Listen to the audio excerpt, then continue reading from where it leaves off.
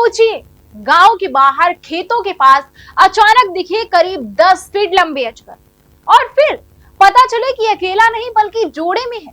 महोबा के बारी गांव में कुछ ऐसा ही हुआ है। 10 दिन पहले एक अजगर पकड़ा गया और अब उसी जगह से दूसरा विशालकाय अजगर भी पकड़ा गया है। कैसे चला 3 घंटे का रेस्क्यू ऑपरेशन और क्यों बढ़ गई थी गांव में चिंता, पूरी कहानी देखिए हमारी इस खास रिपोर्ट में। नमस्कार, आप देख रहे हैं नेशन नाउ समाचार और मैं हूं आपके साथ शुभी शुक्ला। दरअसल मामला खरेला थाना क्षेत्र के बारी गांव का है। गांव के बाहर एक ट्यूबवेल के पास बड़े सांप की हलचल देखी गई। ग्रामीणों ने तुरंत वन विभाग को सूचना दी। दरअसल करीब 10 दिन पहले इसी जगह से एक मादा अजगर को रेस्क्यू किया गया था। वह घायल थी, जिसका उपचार कर सुरक्षित वन क्षेत्र में छोड़ा गया, लेकिन ग्रामीणों को आशंका थी कि मामला यहीं खत्म नहीं हुआ। शनिवार को फिर से उसी स्थान पर हलचल दिखी। इस बार बिल के अंदर छिपा था करीब 10 फीट लंबा नर अजगर। सूचना मिलते ही जंगली जानवरों के रेस्क्यू में प्रशिक्षित आपदा मित्र अक्षय कुमार टीम के साथ मौके पर पहुंचे। रेस्क्यू आसान नहीं था। अजगर गहरे बिल में छिपा हुआ था। आसपास ग्रामीणों की भीड़ जमा हो चुकी थी। टीम ने पहले क्षेत्र को सुरक्षित किया, फिर सावधानी से बिल की खुदाई की और तकनीकी तरीके से पकड़ने की प्रक्रिया शुरू की। करीब 3 घंटे की लगातार कोशिशों के बाद अजगर को सुरक्षित बाहर निकाला गया। मौके पर मौजूद लोगों ने राहत की सांस ली। पास में धार्मिक कार्यक्रम भी चल रहा था, जिससे लोगों की चिंता बढ़ गई थी। रेस्क्यू टीम के अनुसार दोनों अजगरों को सुरक्षित जंगल में छोड़ा गया। वन्यजीव विशेषज्ञों का कहना है कि मौसम में बदलाव के दौरान सांप बिलों से बाहर आ सकते हैं, इसीलिए सतर्कता जरूरी है। ग्रामीणों का कहना है कि पिछले कुछ दिनों से खेतों में हलचल दिख रही थी। समय रहते सूचना देने से बड़ा खतरा टल गया। पूरे ऑपरेशन के दौरान यह सुनिश्चित किया गया कि ना किसी व्यक्ति को नुकसान पहुंचे और ना ही वन्यजीव। किस प्रकार से जानकारी मिली थी?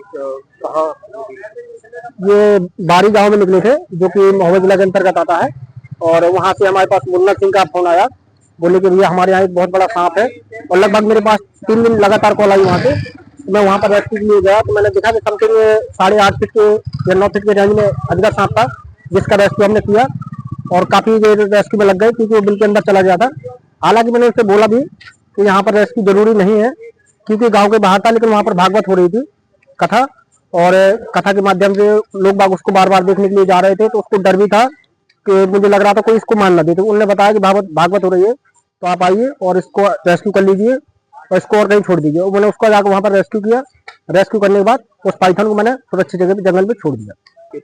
अच्छा, जो सांप वहां पर, मैंने एक सांप तो वहां से करीबन 20 दिन पहले एक रेस्क्यू किया था, क्योंकि वो घायल अवस्था में था। पता नहीं या उनने मारा था या पहले किसी ने मारा था, तो उसको मैंने अपने पास रखा, उसका ट्रीटमेंट वगैरह किया और 1 हफ्ते बाद उसको छोड़ दिया मैंने।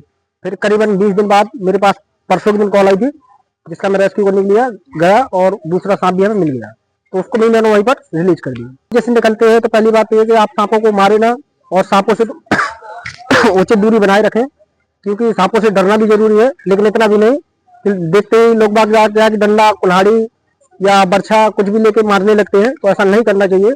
और जैसे रेस्क्यू टीम है, जैसे हम लोग हैं, या तो वन विभाग को सूचना दे दे। अगर कोई रेस्क्यू टीम से संपर्क नहीं हो पा रहा है या वन विभाग से संपर्क नहीं हो पा रहा है, तो आप 112 भी लगा सकते हैं।